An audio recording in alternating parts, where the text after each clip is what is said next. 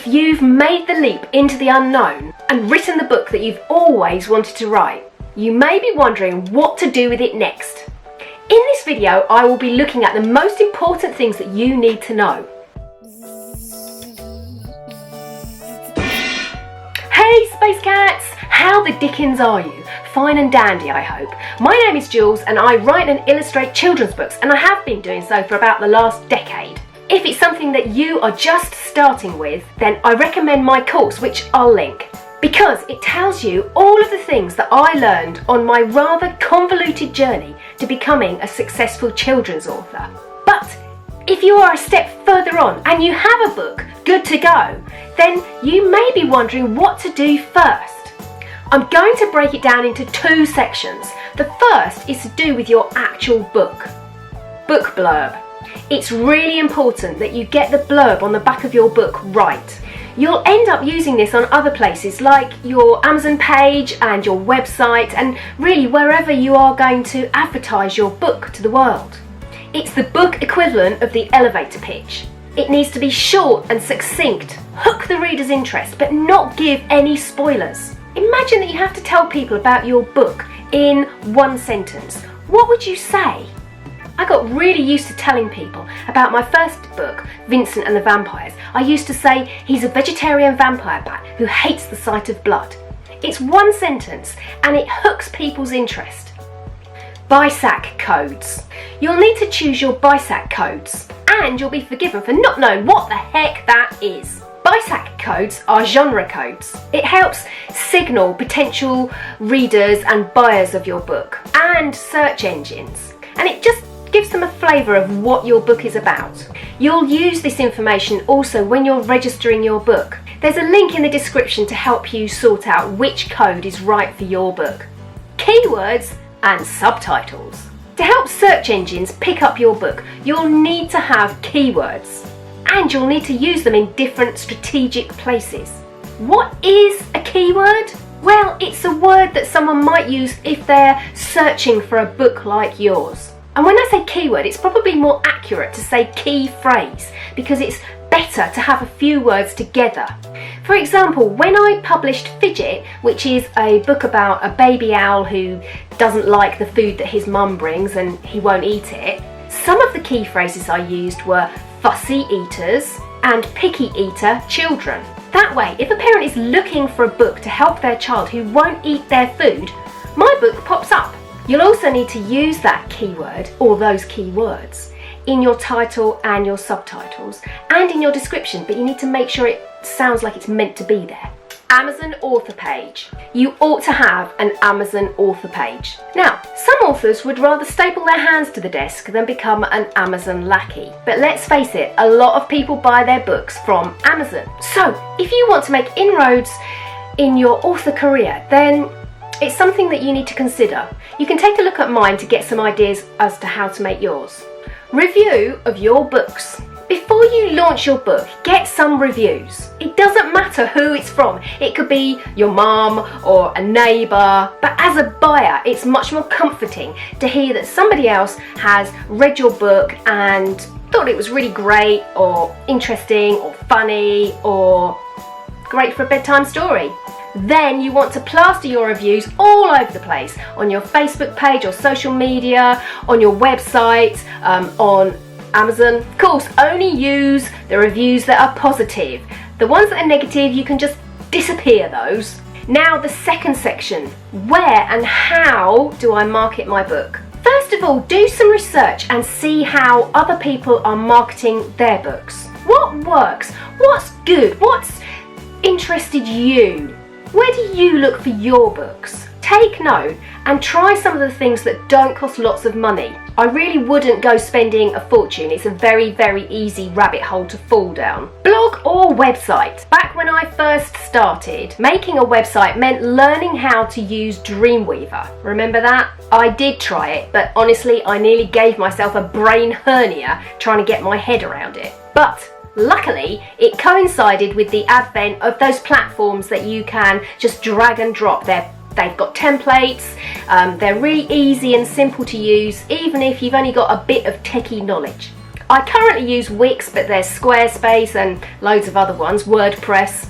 And if you want just a blog, there are loads of platforms you can use for that. You can also have the blog on your website. I reckon I probably spend about £100 and something per year with the upkeep of my website. Much cheaper than getting somebody else to do it for you. Distribution channels. If you're producing an ebook, then make sure you distribute it to as many channels as possible. The way that I do it is through a company called Draft2 Digital. I'll put the link below. I am not an affiliate of them and I'm not advertising them, but it's just the one that I use. And then you can get your book out to Amazon's KDP, Apple's iBook, Barnes & Noble's Nook and Kobo and other ones. The more places you get it out to, the more potential readers you are seeing, because people use different platforms for getting their ebooks. You might also have a print-on-demand service like Amazon have with KDP. That means your details and an image goes onto the Amazon page, and when somebody buys that, Amazon will print it and send it straight out to them, and you get a small commission. You might also choose to have a small run of books made so that you physically get some books that you can go out to events with, or give to a library, or into schools, or distribute on sites like Etsy and on your website, of course. Email list. This is something you really need to have, and also perpetually add to and use. If someone has shown an interest in what you do, then having the ability to tell them what is coming next is a great idea and can lead to further sales.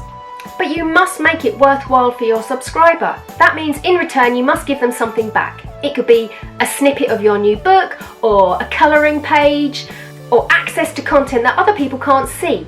Just something that's going to be useful to them. Next up is paid advertising on social media.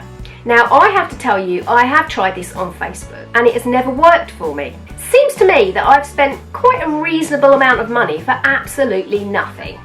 However, that might just be the genre I'm in.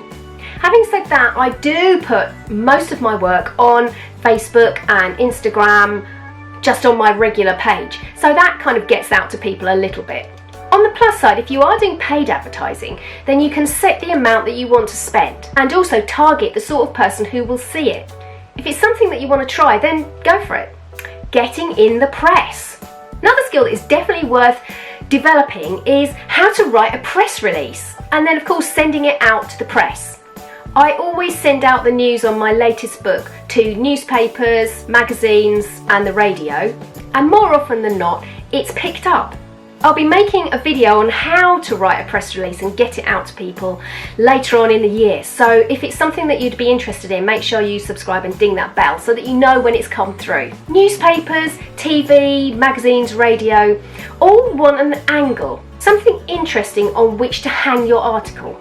So make sure you either pull out a quirky element of your book or present it in an interesting way. This brings me on to what I think is the most successful way to market your book: word of mouth. In my experience, the best way to get noticed is by word of mouth. For people who are making children's books, this means going into schools and libraries and meeting the staff and the children.